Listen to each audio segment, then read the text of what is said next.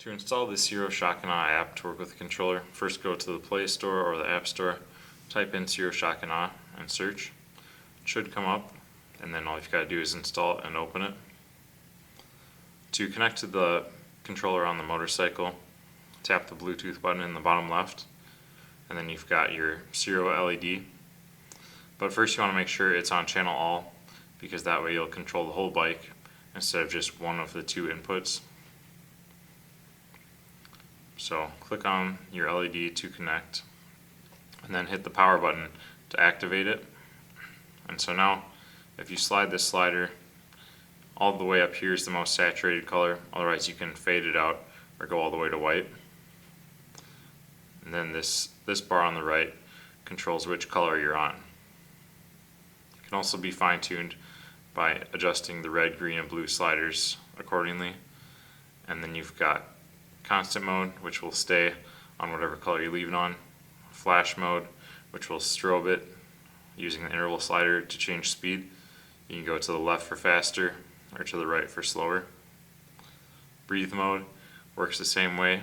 It fades in and out, and you can go left for faster and right for slower. Deluxe mode, you can program in any color sequence that you want. So just tap the yellow plus down here and you can create a sequence. So see, this is a red, white, and blue one.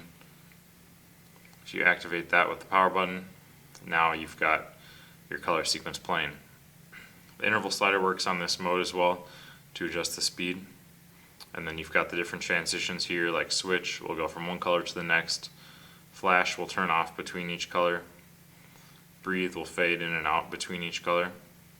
And then auto mode will just fade between the whole color spectrum with a paint mode function. Advanced mode, you've got your color selection first, the brightness you want that color, the time it's displayed, and the transition. So you can create new profiles here, or save them, or load profiles you've already done.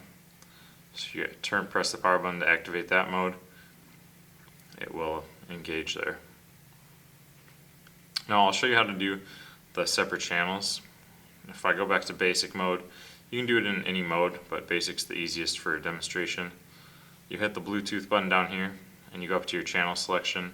If you do channel 1, that's going to be wherever you put that lead from the controller to. You can have one go to the engine and one go to the dash, or have one for the right side of the bike, one for the left side of the bike.